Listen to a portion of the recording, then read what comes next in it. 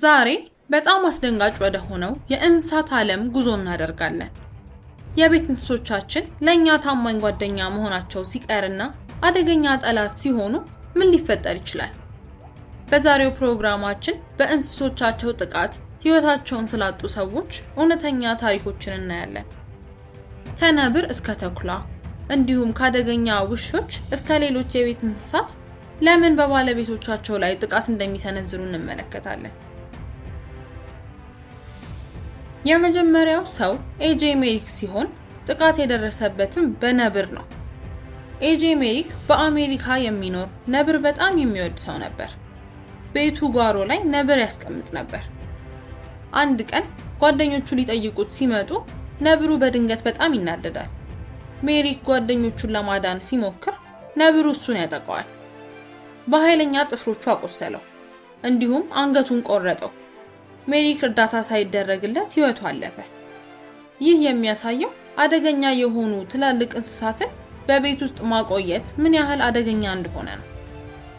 ቀጣዩ ደግሞ ቦቢ ሆጅ ሲሆን የደረሰበትም የተኩላዎች ጥቃት ነበር። እንደ አውሮፓውያን አቆጣጠር በ2004 ቦቢ ሆጅ የተባለ የቴክሳስ ሰው ስለ የቤት እንስሳት አደገኛነት አሳዛኝ ትምህርትን ተማረ። 4 ተኩላዎች በቤት ውስጥ አስቀምጦ ነበር። እነዚህን ተኩላዎች በፍቅርና በእንክብካቤ ማቆየት እንደሚችል አስቦም ነበር። ነገር ግን ተሳስቷል። ሚስቱ ወደ ቤት ስትመለስ ባሏ በተኩላዎች እየተበላ መሆኑን አየች። ተኩላዎቹ በጣም በመራባቸው ባሏ ላይ ጥቃት ሰነዘሩ። ሶስተኛው ደግሞ ሩት ሁሽ ስትሆን የደረሰባትም የውሾች ጥቃት ነበር። ወደ ፔንሲልቬኒያ እንለፍ። ሩት ሁሽ የምትባል ሴት 5 አደገኛ ውሾች ነበሯት። ከዕለታት በአንድ ቀን ሩት ሁሽን ማግኘት ስላልተቻለ አንድ ጓደኛዋ ለፖሊስ ትደውላለች።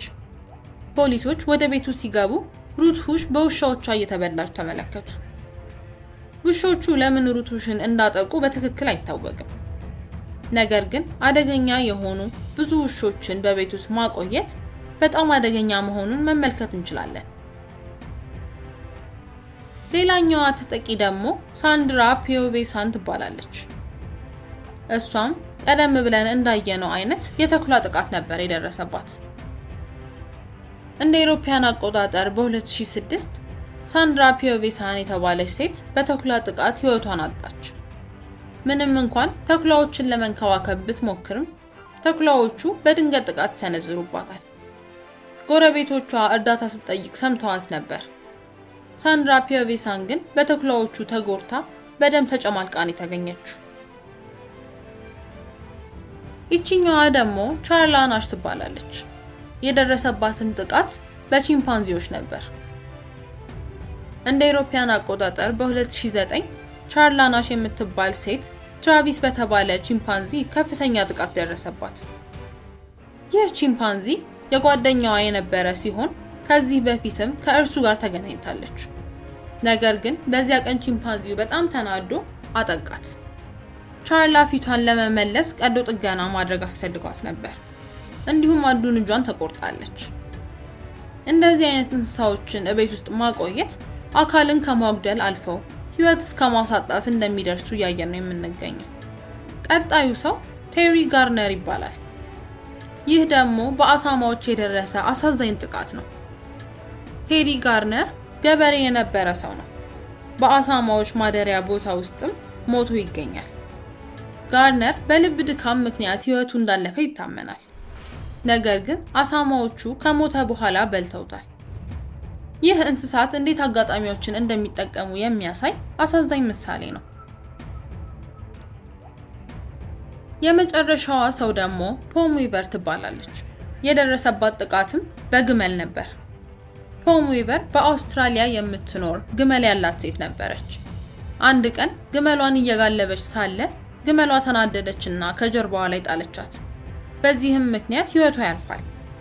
ይህም ትልልቅ እንስሳት ምን ያህል ያልተጠበቁና አደገኛ ሊሆኑ እንደሚችሉ ያሳየናል። ከነዚህ አሳዛኝ ታሪኮች ምን እንማራለን? እነዚህ ታሪኮች ሁሉ ትምህርት የሚሰጡ ናቸው። እንስሳት ምንጊዜም እንስሳት መሆናቸውን ማስታወስ አለብን። የቤት እንስሳትን በምንመርጥበት ጊዜ የእንስሳቱን ዝርያ፣ ባህሪ እንዲሁም ምን አይነት እንክብካቤ እንደሚያስፈልጋቸው በጥንቃቄ መመርመር አለብን። አንዳንድ እንስሳት በድንገት አደገኛ ሊሆኑ ይችላሉ። በተለይ ትልልቅ የዱር የሆኑ ወይም አደገኛ ዝርያ ያላቸውን እንስሳት በቤት ውስጥ ማቆየት እጅግ አደገኛ ሊሆን ይችላል። ለራሳችን ደህንነትና ለሌሎች ሰዎች ደህንነት ሁልጊዜም ቅድሚያ መስጠት አለብን።